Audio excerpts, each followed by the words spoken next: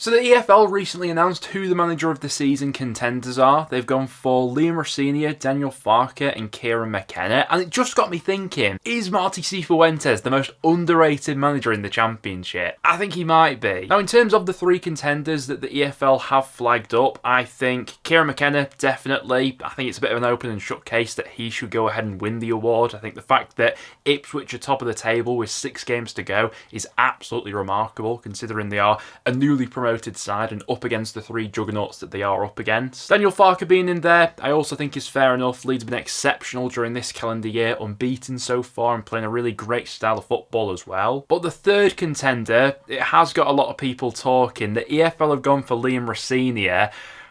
While I do rate him, I think there's several other names that I'd have in ahead of him. Probably come at a bad time for Rosenior because Hull are on a bit of a bad run at the moment. They've not won in their last 6 matches on the back of what seemed like a really good January transfer window as well. And for them to be sitting 10th in the table, there are a few other bosses that I'd have in there over a senior. And for me personally, Marty Cifuentes absolutely should have been that third contender for the manager of the season. In order to understand just how good of a job Cifuentes has actually done at QPR, it's important to understand the context around the club and what QPR were sort of coming into this season with, the expectations at the start of the year, if you will. I think the vast majority of fans, content creators, journalists were tipping QPR for relegation at the start of the season, and for very good reason. Going off the bookies odds at the start of the season, they were the 3rd most likely side to be relegated, and generally speaking, there wasn't a lot of optimism around Loftus Road. The transfer business they did in the summer, on the whole, left a lot to be desired, and from the outside looking in, there wasn't a lot of faith in Gareth Ainsworth from the off. While he did get QPR over the line into safety last season, long term, I think there were always doubts from QPR fans about how suited Ainsworth actually was to that squad, and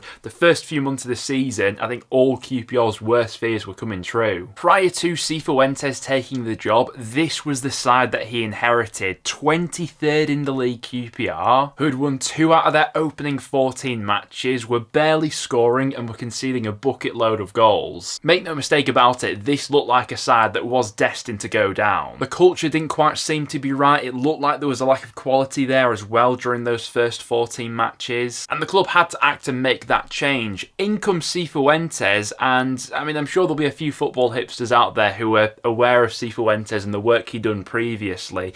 I wasn't one of them, and so I was a little bit, I wouldn't say sceptical, but unsure what he'd be able to bring to this side that did look so dead and out on their feet in the first few months of the season. And what has transpired since, in a relatively short period of time, I think has been absolutely miraculous. If the Championship season had started when Cifuentes was first hired at QPR, this is what the league table would look like, and that to me is absolutely mind-blowing. QPR would be 9th right now. He's taken the same group of players from almost certain relegation to almost averaging playoff form. Under Cifuentes in the league, QPR have averaged 1.46 points per game, and if averaged over an entire season, that would be worth 67 points, which gets you in and around the playoff conversation. Now, under Cifuentes, QPR have had ebbs and flows in terms of their overall form. When he first came in, there was this obvious uplift in form, but they did go through a really tough period in December and January,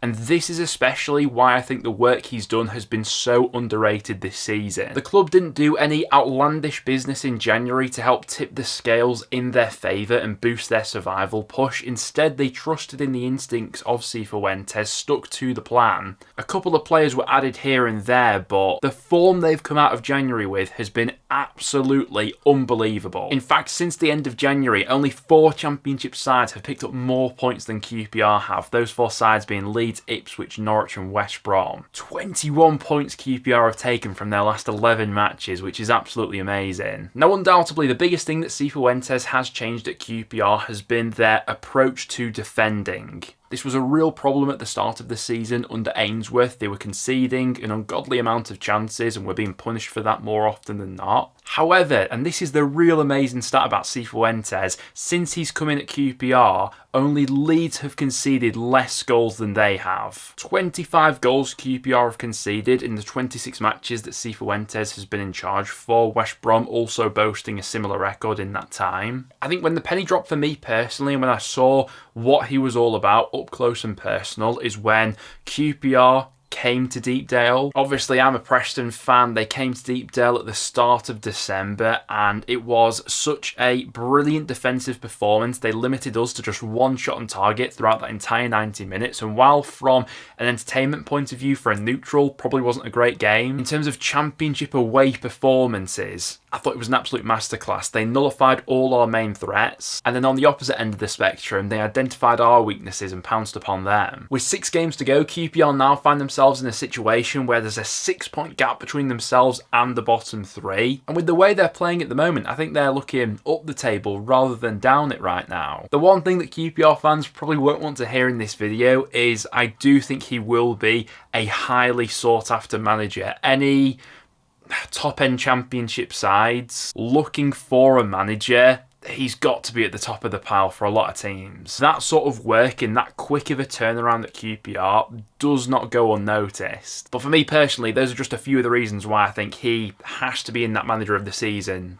conversation. On top of that, there are a few other managers that I'd probably throw into that conversation as well. Certainly think that Carlos Corberán should be in and amongst that debate as well, considering all the chaos at West Brom at the start of the season and generally how consistent they've been at rolling in the results throughout the campaign. Another very underrated manager in the Championship who I do rate highly. I think we would have been having a similar situation about Danny Röhl at Sheffield Wednesday had they not fallen off a little bit over these last few weeks. He obviously took over at Sheffield Wednesday in an even worse situation than Cifuentes inherited at QPR, but a few results have just got away from them recently. But with that being said, if he manages to keep them up this season, he's right up there with Kieran McKenna for manager of the season contender for me. But that's just my 2 cents on the matter and the whole manager of the season debate, which I'm sure will continue to rage on between now and the end of the campaign.